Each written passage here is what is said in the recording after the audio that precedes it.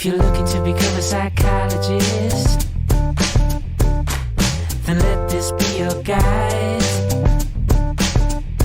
With this podcast at your side, you'll be on your way to being qualified. It's the Aspiring Psychologist Podcast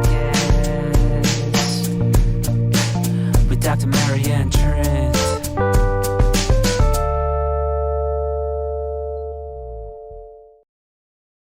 Welcome along to the Aspiring Psychologist Podcast. I want to start this episode in a slightly different way because I want to make sure that you are looking after yourselves. Today's episode features trauma and thinking about the way that we can work with people experiencing trauma or who have experienced trauma as aspiring psychologists.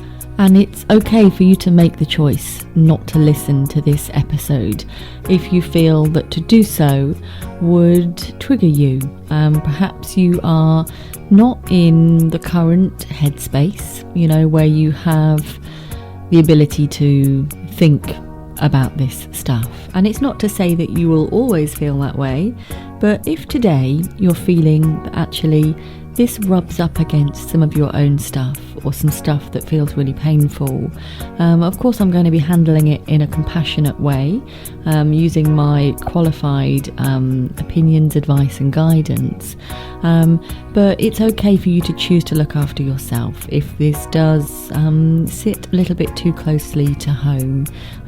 You can give yourself permission to come back to this at a future time when you feel like you'll be better resourced to be able to engage with the content without it evoking painful stuff for you that might feel overwhelming right now. So I wanted to just give you that option and the full informed disclosure, really, that this might feel like a trickier episode than some of the past ones that I have done.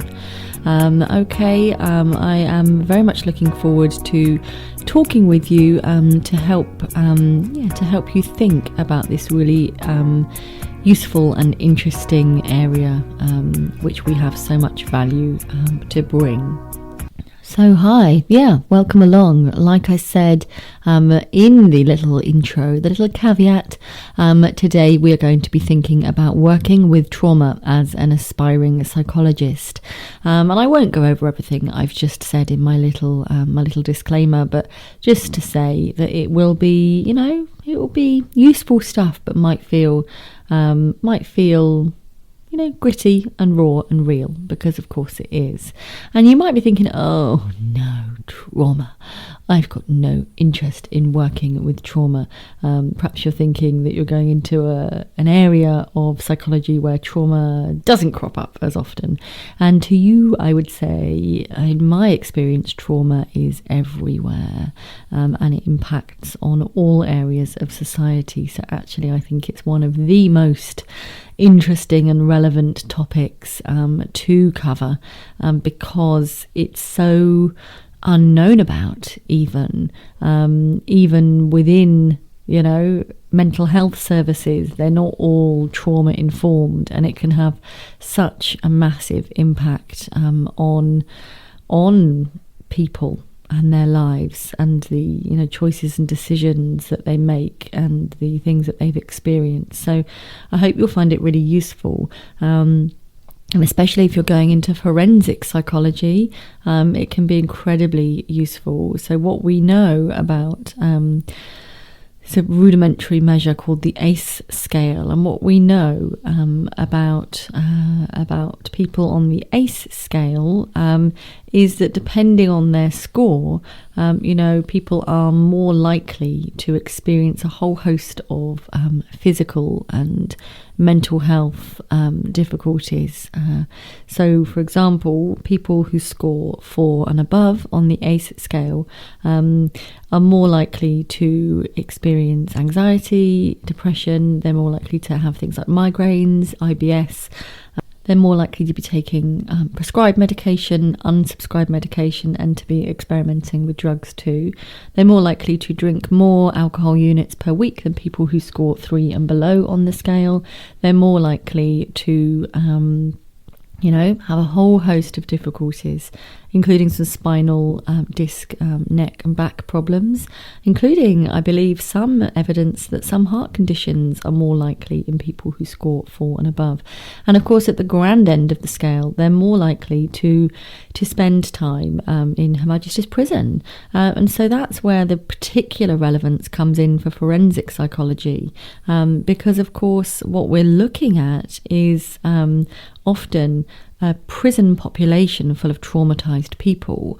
And there's a really interesting book on this by Chris Dorr QC, who's one of my LinkedIn connections, and his book is called Justice on Trial, and I found it a really interesting read to help think about the justice system and how it might need a shake-up. So if you wanted to do some reading kind of around this topic, but a non-psychology stance, so he's a QC, so he writes well. I listen to it on Audible because that's where I listen to my business books and clinical relevant books and stuff around that, and so I found that really interesting. So you might well find that useful too if you wanted to think some more about the justice system, and I liked his ideas on that, so hope you do find it useful if you do give it a go. So this ACE scale, it covers, it's 10 questions, and it covers a number of different life areas. So it covers sort of perceived threat in that all of these questions are the first 18 years of life. So perceived threat, actual physical threat and violence, parental separation, parental ill health through mental health reasons, parental drug use, alcohol use, sexual abuse, and a number of other factors, but all of these will come out with someone's unique ACE score for their first 18 years of life, and it can be really useful to talk about people's ACE scores with them, and to help them to understand, the damaging impact that trauma can have on our minds and our bodies. So sometimes when I go through the evidence that people are more likely to have migraines and IBS and, spinal disc and neck back problems, they're like, oh, it's like you're reading my medical history. It's like you've been chatting with my GP and I haven't. But it feels like I have, because they're they're living a life of a traumatized person.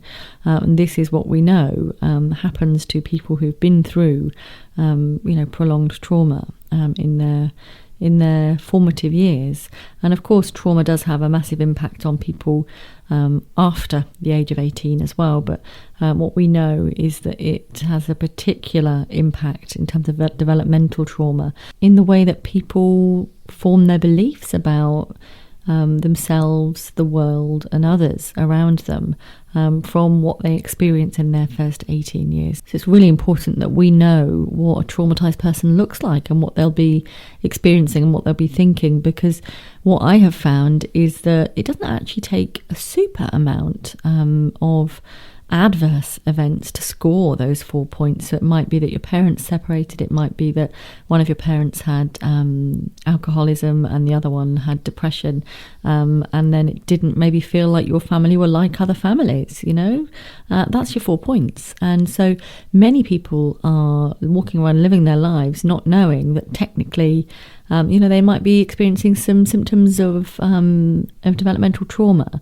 They might be spending their life feeling like, I feel really anxious, I don't really know why, I feel really depressed, but I haven't really got anything to be depressed about.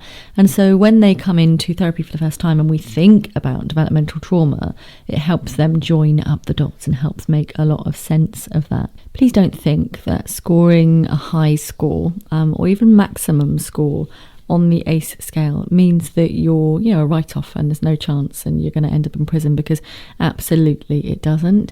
I have worked with people who score, maximum score on the ACE scale and are incredibly pro-social, and really wouldn't want to hurt anybody or say anything bad or do anything bad to them. So please don't think that I'm condemning you to, a life where you're, not a worthwhile person. That's not at all what I'm saying. But, what the evidence tells us is that life is harder for people who have experienced trauma.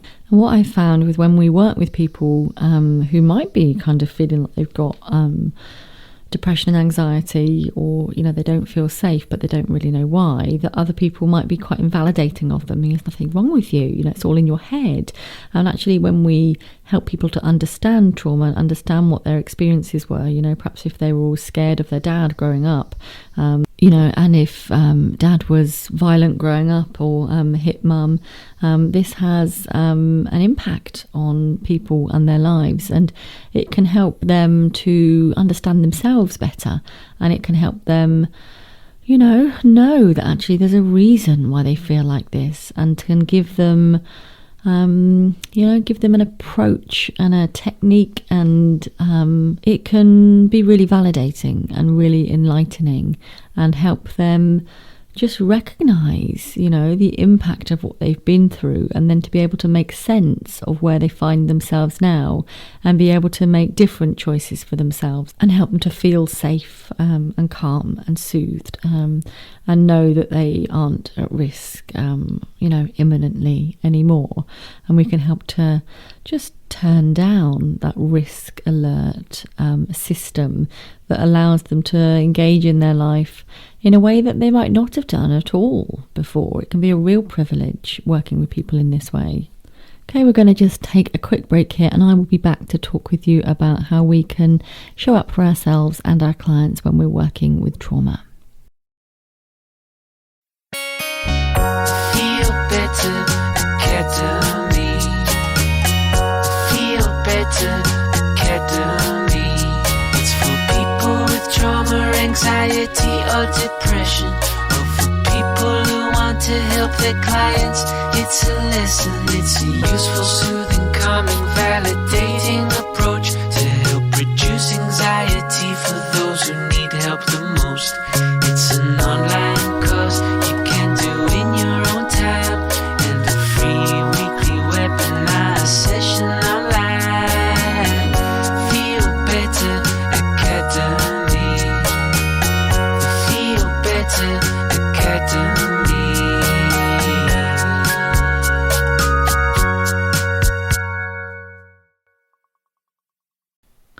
So, like I said before, we might find ourselves working with people who are traumatized but don't realize that they have experienced trauma, and that can lead to some interesting and powerful conversations. And when we go through that with people, you might find that they connect to a great deal of sadness about what they've been through and what they've missed out on.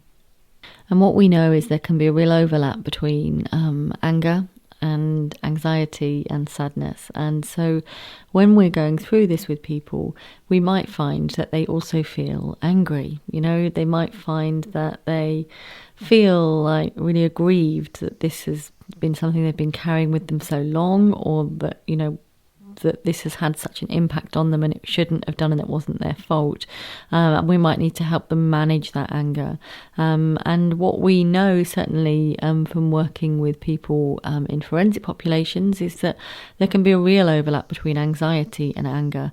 So we might find that someone is showing lots of anger and aggression, but actually underneath that, the primary emotion, what comes first, is anxiety. It's fear, but it wasn't safe to express that or tap into that, and so what comes out is anger, the secondary emotion. And similarly, when we're feeling really anxious, sometimes it can be really useful to think, actually, I think you're really annoyed. I wonder if you're actually really upset about something that's happened, but it doesn't feel safe to express that. So that can always be really useful to tap into that anger and anxiety link. And I really like it when people start to tell me off, because it can be a real sign that they're getting better. So when they are able to assert themselves, and when they're able to talk about the things that annoy them, and especially when they tell me that I'm annoying them, I tell them at the beginning of therapy, by the time we finish working together, you will tell me how annoying I am, and that's okay. And they're like, no.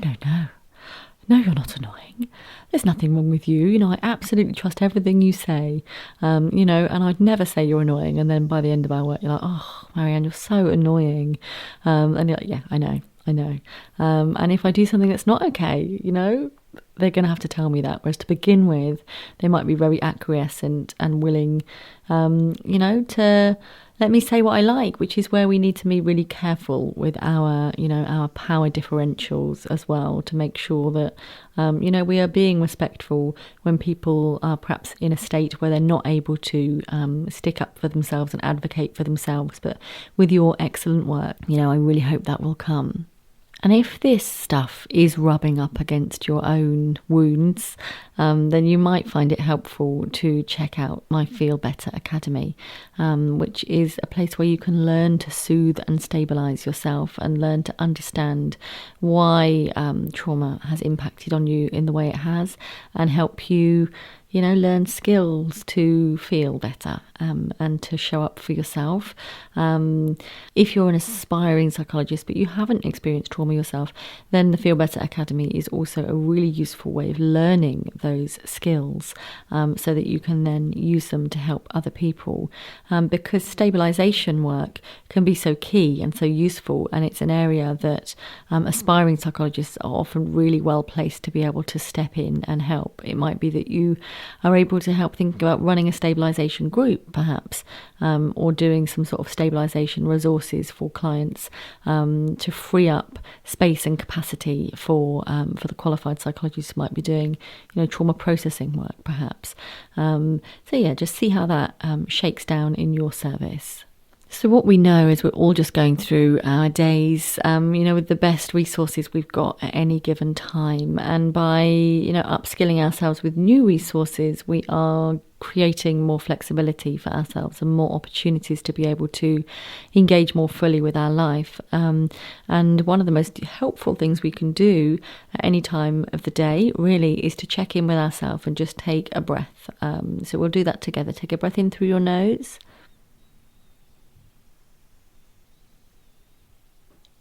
Hold it for a moment.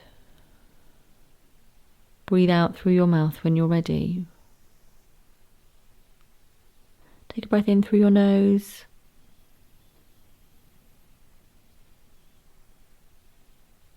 Hold it for a moment. Breathe out through your mouth when you're ready.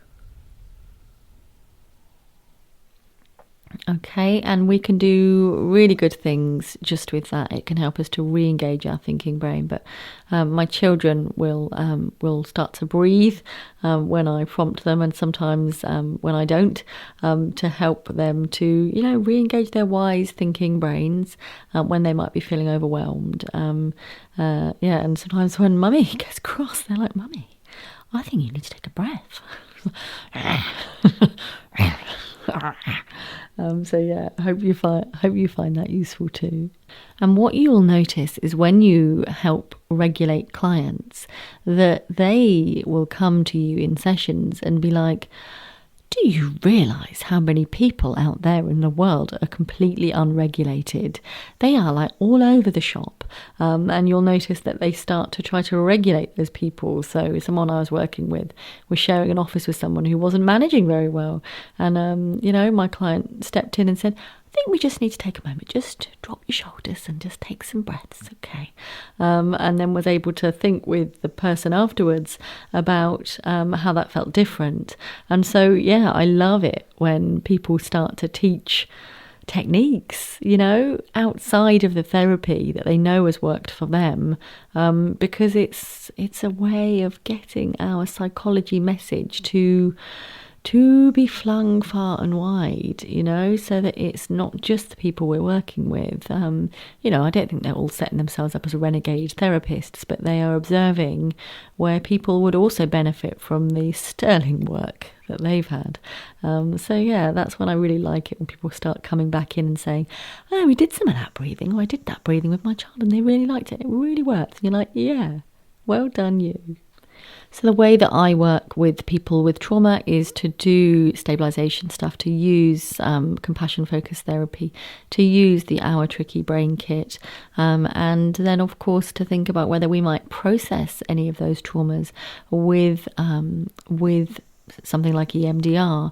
But actually, sometimes it's enough that people are able to regulate themselves and stabilize themselves, and then they don't necessarily need to process the traumas, or they don't want to, because it kind of keeps things more manageable for them. So we don't always need to force clients, not that we'd force them to do anything, of course, but we don't need to, processing trauma is not always the holy grail. Absolutely, we can be client-led, and it might be that clients come to you for a chapter of therapy. They come to you for the stabilization, and then once they're used to tolerating their distress and tolerating the ideas, and they're not judging themselves for their thoughts, and they're not feeling as full of shame or guilt, then they might be ready to start thinking about processing. But, actually what we're looking for is to alleviate distress. And so if the client is freer from distress, then they might never want to or need to process those traumas. It might be that they've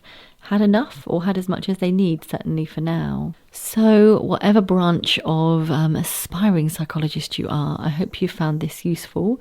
As ever, if you are watching on YouTube, please do like this video. Leave me a little comment. Pop sun with some glasses on as an emoji, so that I know that you've listened right to the end. That would mean a great deal to me. And do subscribe and click that notification bell to be notified when I drop new content into YouTube. And if you are listening on another podcast platform, then please do subscribe, because then I will drop into your library every Monday at 6 a.m. What is not to like about that? Thank you again for being part of my world and listening right to the end. Enjoy this jingle, because I know that I will. Take care and have a lovely day.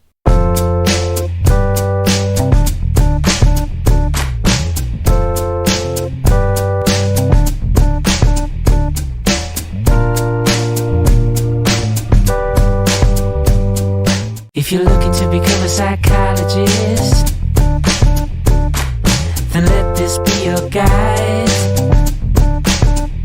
With this podcast at your side, you'll be on your way to being qualified. It's the Aspiring Psychologist Podcast with Dr. Marianne, Trent.